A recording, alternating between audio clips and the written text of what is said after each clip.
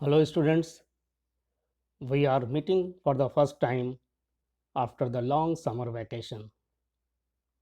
Summer vacation से पहले हम लोग डिफरेंट मेथड्स ऑफ इंस्टॉलेशन की चर्चा कर रहे थे और उसके अंतर्गत ये समझने की कोशिश की थी कि कैसे हम अपने इक्विपमेंट्स, लेबोरेटरी टूल्स को या मीडिया को इंस्टॉलाइज करें। कुछ इंस्टॉलेशन मेथड्स को जैसे heat installation, installation bye filtration और रेडिएशन इंस्टॉलेशन को हम लोगों ने पिछले दिनों समझा था, डिटेल्स में इसकी स्टडी की थी। आज हम लोग केमिकल इंस्टॉलेशन की चर्चा करेंगे। But before coming to the topic, हम चाहते हैं कि पिछले दिनों जो चर्चा होती उसको ब्रीफ किया जाए यहाँ पर, ताकि हम लोगों को रिकॉल करने में आसानी हो। इंस्टॉलेशन जैसा कि हम लोग जानते हैं, it is the procedure of making objects free from all living organism. ये एक एब्सोल्यूट टर्म है। इसका अर्थ होता है कि जो भी इक्विपमेंट, जो भी टूल्स या जो भी डिवाइसेस हम लोग यूज़ करते हैं लेबोरेटरी में, that must all those tools या devices must be free from microbes. उसको कम्प्लीटली फ्री होना चाहिए, तभी हम अपना काम कर सकते हैं। अदरवाइज अगर ये फ्री नहीं होगा माइक्रोब्स का, तो सेवरल टाइप्स ऑफ कंटामिनेशन आने का चांसेस होता है, आता ही है। इसलिए so we must use sterilized tools in our laboratories. Media को भी स्टरलाइज करते हैं हम लोग, and for this purpose various mechanism is used. हम लोग यूजुअली जो कॉमनली यूज मैकेनिज्म है, that is heat sterilization. Heat sterilization के माध्यम से हम लोग जनरली अपने यहाँ अपनी लेबोरेटरी में टूल्स को स्टरलाइज करते हैं। और वैसे टूल्स को एक्सट्राइज जनरली किया जाता है which can be expose to high heat temperature. जैसे हम लोग ड्राई हीट का भी यूज़ करते हैं, हम लोग वेट हीट का भी यूज़ करते हैं। ड्राई हीट में हॉट एयर ओवन, माइक्रोवेव का यूज़ किया जाता है, फ्लेमिंग का यूज़ किया जाता है। एंड वेट हीट में जनरली हम लोग ऑटोक्लेविंग करते हैं। ऑटोक्लेविंग के पर्पज़ से हम लोग टूल्स को, मीडिया को स्टरलाइज करते हैं। उसी तरह हम लोग फिल्ट्रेशन को भी यूज़ करते हैं for the purpose of sterilization. But filtration uses force to separate the microbes. ये फोर्स के द्वारा माइक्रोब्स को केवल अलग करता है, rather than to kill them. ये मारता नहीं, बल्कि माइक्रोब्स को आपके मीडिया से अलग कर देता है। तो filtration is also one of the important means of sterilization. Radiation sterilization, जहाँ पे जिसकी अगर सुविधा है तो रेडिएशन इंस्टॉलेशन का भी यूज़ किया जाता है। जैसा कि हम लोग जानते हैं कि इलेक्ट्रोमैग्नेटिक रेडिएशन और सब एटॉमिक पार्टिकल का यूज़ करके हम लोग इंस्टॉलाइज करते हैं। But this method is particularly attractive in medicine and health care field. So आज हम लोग अब केमिकल इंस्टॉलेशन को समझने की कोशिश करेंगे। Chemical installation is actually used for devices that would be sensitive to high heat, particularly steam heat.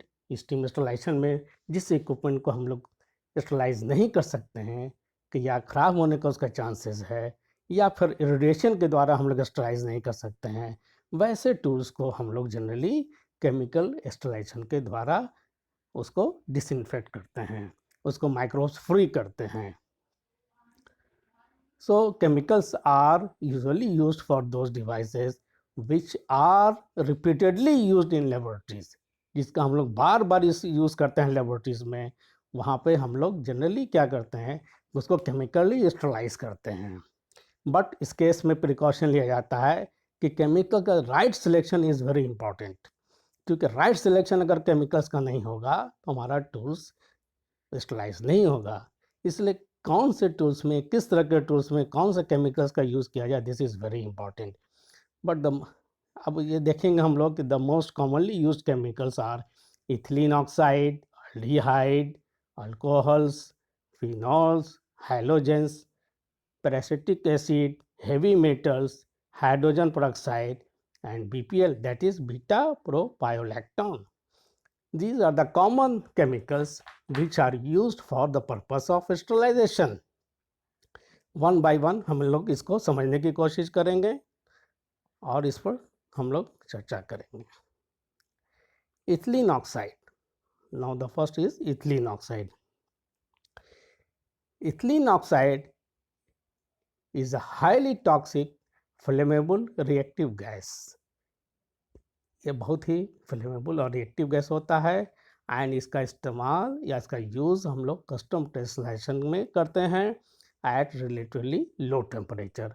Generally hospitals वगैरह में इसका इस्तेमाल किया जाता है एंड ये चूँकि काफ़ी पेनिट्रेटिंग होता है सो ये किसी भी टूल्स को कंप्लीटली स्टराइज करने की कैपेसिटी इसके अंदर होती है और इसे जनरली हॉस्पिटल वगैरह में हम लोग फॉर ट्रे इंस्टॉलेशन के पर्पज से यूज़ करते हैं।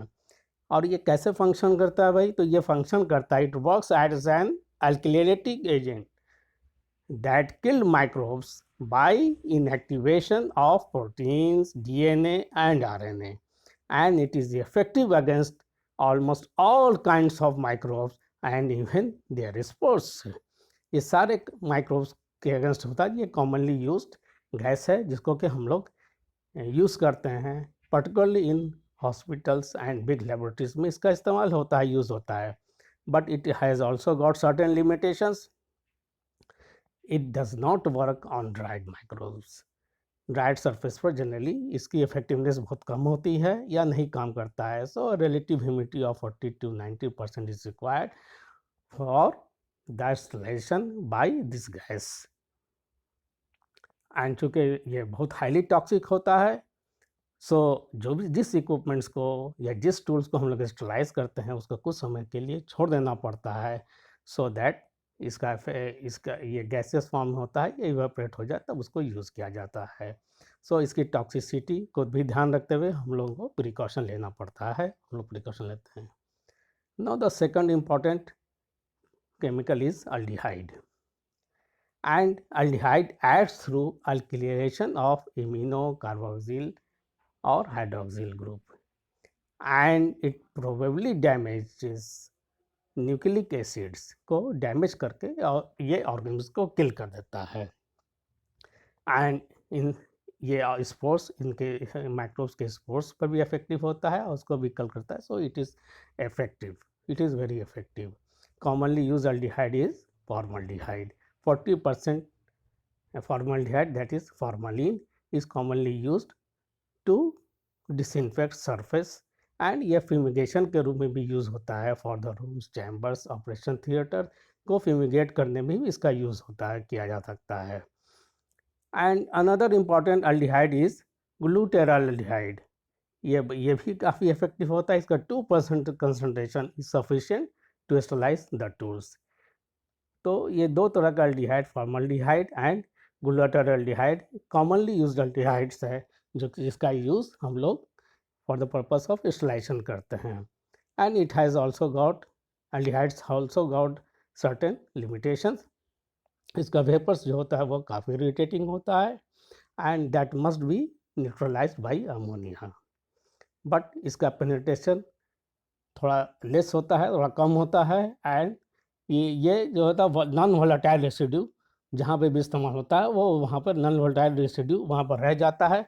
So care must be taken कि जो नॉन वोलेटाइल रेसिड्यू वहाँ पर रह जाता है उसको केयरफुली उसको हटा देना चाहिए ताकि वो काफ़ी वो का हार्मफुल इफेक्ट शरीर पर या बॉडी पर नहीं करे। सो इसका इस्तेमाल करने में थोड़ा ध्यान रखने की या किसी भी केमिकल के इस्तेमाल करने में उसका जो एडवर्स इफेक्ट होता है उसका हम लोग को ध्यान रखना चाहिए। Now the third and very important chemical is alcohol. ये कॉमनली यूज़ किया जाता है, हर जगह भी यूज़ किया जाता है, घर में भी यूज़ किया जाता है, लेबोरेटरी में भी यूज़ किया जाता है and it provides a perfect protection against bacteria and fungi. ये बैक्टीरिया एंड फंजाई के अगेंस्ट में इफेक्टिव होता है और हम लोग इसका इस्तेमाल हाउस होल्ड में भी करते हैं, लेबोरेटरी में भी करते हैं एंड हॉस्पिटल्स वगैरह में भी इसको डिसइंफेक्ट करने के लिए किया जा सकता है। इसका डिफरेंट कंसनट्रेशन जैसे 70% ethanol ethyl alcohol, 70% isopropanol alcohol, 60% propanol effective होता है, काफ़ी इफेक्टिव होता है। एंड जैसा कि हम लोग जानते हैं कि 70% एक्वस सॉल्यूशन जिससे कि हम लोग स्प्रिट के रूप में भी यूज़ करते हैं एज एंटीसेप्टिक ऑन स्किन, इसका इस्तेमाल भी किया जाता है एंड ये बहुत ही कॉमनली यूज्ड स्टराइजिंग एजेंट है। आइसोप्रोपाइल अल्कोहल ज़्यादा इफेक्टिव होता है in comparison to ethanol, and it is ये इसे प्रेफर किया जाता है in most of the laboratories, and it can also disinfect surfaces. Alcohol कैसे एक्ट करता है? Actually it acts by dehydrating cells and by disrupting membranes and cause coagulation of protein. तो ये डिहाइड्रेट करता है सेल्स को और डिस्ट्रॉय कर देता है सेल को, इसके मेम्ब्रेन को डिस्टर्ब करता है एंड कोगुलेशन ऑफ प्रोटीन में इफेक्टिव होता है। तो इस तरह से ये डिस्ट्रॉय करता है माइक्रोऑर्गेनिम्स को और फ्री करता है हमारे इन्वायरमेंट, हमारे टूल्स को, हमारे इक्विपमेंट्स को फ्रॉम द माइक्रोब से। Alcohol is also has got some irritation and it is volatile and inflammable in nature. चूँकि इन्फ्लेमेबल है इसलिए केयर शुड बी टेकन कि जब भी हम लोग हाथ वगैरह में इसका लगाएं इसको, तो हमको फ्लेम के नज़दीक नहीं जाना चाहिए एंड केयरफुल हैंडलिंग होनी चाहिए इसका भी। Now the phenolic compounds. Phenolic compounds actually act by disruption of membranes. Membranes का डिस्ट्रक्शन या प्रेसिपिटेशन ऑफ प्रोटीन्स और इनएक्टिवेशन ऑफ एंजाइम्स के द्वारा ये इफेक्टिव होता है एंड माइक्रोब्स को ये किल करता है। ये फिनॉल्स वगैरह बहुत हम लोग इसको भी बहुत कॉमनली यूज़ करते हैं अपने हाउस होल्ड में, and different types of phenols का यूजुअली और रेगुलरली हम लोग अपने घरों में यूज़ करते हैं, जैसे डिटॉल्स हुआ या फिर आपके सेवलॉन हुआ, इसका इस्तेमाल करते हैं। And it is also effective against most of the microbes, although it is relatively, phenols are relatively weak chemicals, लेकिन फिर भी ये इफेक्टिव होता है हाउस होल्ड पर्पज़ के लिए, क्योंकि इसका एडवर्स इफेक्ट थोड़ा लेसर होता है, इसलिए जनरली इसका हम लोग लो कंसंट्रेशन इसका हम लोग अपने घरों में भी यूज़ करते हैं and in our hospital use करते हैं, लेबोरेटरी में भी इसका इस्तेमाल होता है। Different type of phenolic compounds यहाँ पर दिया हुआ है। These are the different types of phenolic compounds and their concentration which are used in our laboratories और इन आवर हाउस होल्ड। ये कुछ फेनोलिक कंपाउंड्स यहाँ पर दिया हुआ है एंड उसके कंसंट्रेशन को यहाँ दिखाया गया है। क्योंकि ये भी स्किन इरिटेंट होता है, कर्सिव होता है, सो इसका भी यूज़ हम लोग प्रॉपरली और केयरफुली करना चाहिए। Now halogen.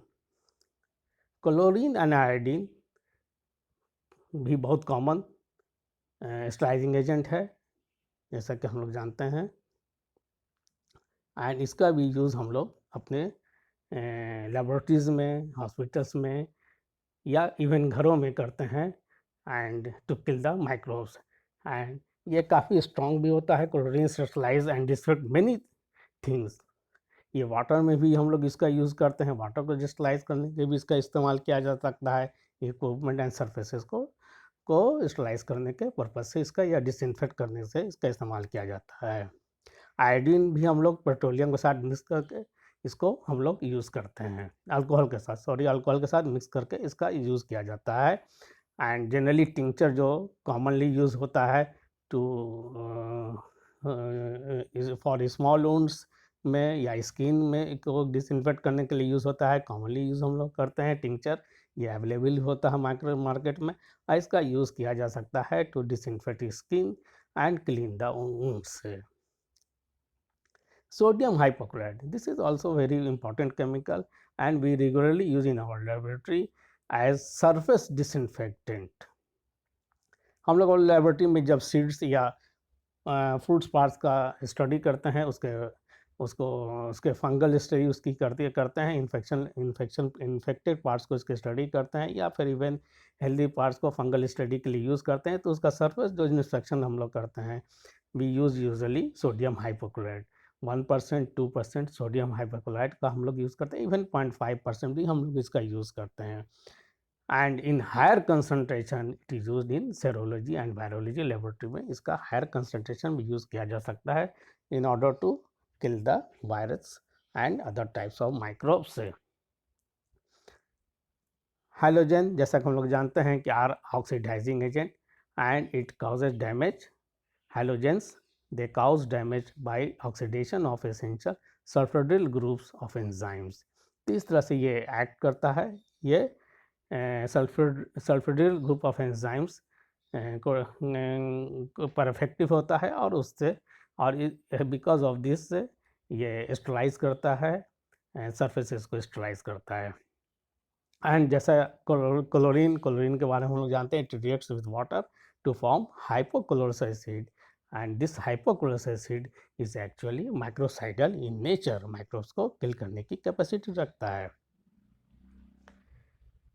एंड ये हैलोजेंस जो होता है, they are also they have also got certain limitations, and they are rapidly inactivated in the presence of organic matter।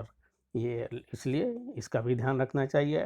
Iodine जैसा कि हम जानते हैं ये कोरोसिव होता है, एंड इसका स्टेन भी काफ़ी डीप होता है, और ये जिस सरफेस पर रहता है वो काफ़ी स्टेन उसको हटाने में काफ़ी कठिनाई होती है। सो इसका इन चीज़ों को ध्यान रखकर हम लोग इसका इस्तेमाल करना चाहिए। एंड ये कोरोसिव होता है and will corrode the stainless steel surfaces को जब इस्तेमाल इसका अवॉइड करना चाहिए, क्योंकि कोरोसिव इन नेचर होता है। Now the peracetic acid, it is sporicidal at low concentration, ये काफ़ी इफेक्टिव होता है एंड स्पोर्स को किल्स करने की क्षमता रखता है। And it is water soluble and leaves no residue after rinsing. So इसमें जैसा कि हम लोगों ने देखा कि आयोडीन वगैरह वो स्टेन लीव करता है, लेकिन इसमें किसी तरह का कोई भी रेसिड्यू नहीं बचता after the use. But it has no harmful effect on the health, ये इसका इफेक्ट भी ये हेल्थ या इन्वायरमेंट, बट इसका बहुत ज़्यादा इफेक्ट नहीं होता है। And so because of this reason it is mainly used in food industry, where it is applied as cleanser and as disinfectant, क्योंकि ये बहुत हार्मफुल नहीं होता है। इसका इस्तेमाल हम लोग फूड इंडस्ट्री में जनरली इसका यूज़ किया जाता है, बट इसका हाई कंसंट्रेशन टॉक्सिक होता है, so proper concentration should be used. Now the heavy metals, heavy metal actually they act by precipitation of proteins and oxidation of sulfurdyl groups के oxidation, और इस तरह से ये माइक्रोस पर ऐड करता है। दे आर बैक्टीरियोस्टैटिक, बैक्टीरियाज को ग्रोथ करने से ये रोकता है। And common heavy metals which are used are mercury chloride, silver nitrate, copper sulphate, organic mercury salts, mercurials salts. Mercurials are active against viruses also at dilution of 1:500 to 1:1000 के dilution पर ये आपको virus के against भी इसका use किया जाता है। सो कॉमन हेवी मर्करी को यूजुअली एज सिल्वर नाइट्रेट को हम लोग कॉमनली यूज़ करते हैं। इवन कॉपर सल्फेट को we use as fungicides to kill the fungal growth, to stop the fungal growth. And mercury chloride जैसा कि हम जानते हैं it is also very highly toxic, so we must use a proper concentration of heavy metal और mercury chloride. Now the hydrogen peroxide, it is also very common chemical and it acts on mitosis through by the release of nascent oxygen, ये nascent oxygen के and it produces also hydroxyl free radicals that damages protein and DNA. So इस तरह से ये act करता है, hydroxyl free radicals को ये रिलीज करता है and which damages the microbial proteins and DNA. So ये भी काफ़ी इफेक्टिव होता है, एंड ये भी हम लोग यूजुअली लेबोरेटरीज में और खास के हॉस्पिटल वगैरह में इसका यूज़ होता है to clean the wounds. And इसका 6% कंसेशन को हम लोग डिकंटेमिनेट करने के लिए इंस्ट्रूमेंट्स के डिकंटेमिनेशन में यूज़ करते हैं, सच एज वेंटिलेटर्स वगैरह को क्लीन करने में इसका 6% कंसंट्रेशन यूज़ होता है। और इसका लेसर कंसंट्रेशन 2% 3% स्किन को डिसइंफेक्ट करने के लिए हम लोग, जैसे कि हमने बताया कि वुंड्स वगैरह को साफ करने में इसका इस्तेमाल होता है, यूज़ किया जाता है। But it decomposes in light, so precaution should be taken कि ये प्रॉपरली इसका यूज़ हो, इसका डिकम्पोजिशन कम से कम हो।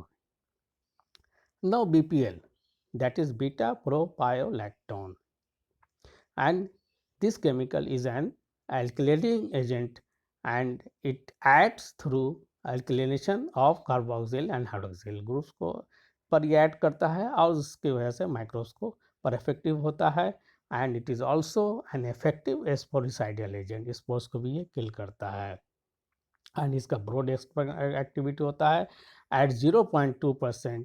इसका we can use to sterilize biological products को हम लोग इसका बहुत कम कंसंट्रेशन को भी के ऊपर भी ये इफेक्टिव होता है and it is more effective in the form of fumigation, fumigation के रूप में भी इसका इस्तेमाल किया सकता है एंड ये फॉर्मल्डिहाइड से भी इफेक्टिव ज़्यादा इफेक्टिव होता है अगर इसको प्रॉपरली हम लोग यूज़ करें, but it has poor penetrating power and it has very bad effect on the health and it is carcinogenic in nature। so इसका इस्तेमाल बहुत ही प्रिकॉशन के साथ किया जाना चाहिए। now very common surface active agent that is we use soaps and detergent, ये भी काफ़ी ये भी आपके स्टराइजिंग या सरफेस डिसइंफेक्टेंट के रूप में काम करता है and it acts against several vegetative cells, mycobacteria and even enveloped viruses। जो enveloped viruses होता है जैसे कि अभी हम लोग कोविड-19 के बारे में चर्चा हम लोग के यहाँ है, बहुत तेज़ी से चर्चा है, इसके वजह से पूरे देश में महामारी फैली हुई है एंड वर्ल्ड वाइड इससे वायरसेस से अफेक्टेड है, पूरी दुनिया इससे अफेक्टेड है। सो एंड इस बताया जाता है कि आप मैक्सिमम से मैक्सिमम सोप का इस्तेमाल करें, अपने हैंड को वॉश करते रहें। तो ये चूँकि इन्वेलट वायरस है इसलिए इन्वेलट वायरस के अगेंस्ट में सोप एंड डिटर्जेंट ये काफ़ी इफेक्टिव होता है एंड इसको डिस्ट्रॉय कर देता है। हम लोग अपने घरों में डाइल्यूशन के फॉर्म में जो सोप वगैरह 1 to 2% जनरली यूज़ करते हैं in hospital and domestic purposes से एंड ये ऐड करता है, कैसे ऐड करता है, it destroy the membrane resulting in leakage of cell constituents, ये मेम्ब्रेन्स या जो कवरिंग होती है उसको डिस्ट्रॉय करता है सो एंड डिस्ट्रक्शन की वजह से जो इसके सेल कंस्टिट्यूएंट है वो लीक कर जाता है और इसकी वजह से जो माइक्रोब्स है वो ख़त्म हो जाता है माइक्रोब्स। और इसीलिए बार बार ये कहा जाता है कि अपने हैंड्स को वॉश करते रहें सोप से so that it can remove it kills the enveloped virus that is जो कि कोविड-19 है इसको रिमूव करता है। बट हार्ड वाटर में थोड़ा इसका लेस इफेक्टिव होता है, ये ऑर्गेनिक मैटर अगर है तो इसका सोप वगैरह लेस इफेक्टिव होता है। तो ये तो कॉमन प्रैक्टिस में हम लोग देखते ही हैं कि हार्ड वाटर रहता है तो सोप वगैरह लेस इफेक्टिव होता है। तो these are some of the chemicals which are commonly used as sterilizing agent or as surface disinfectant।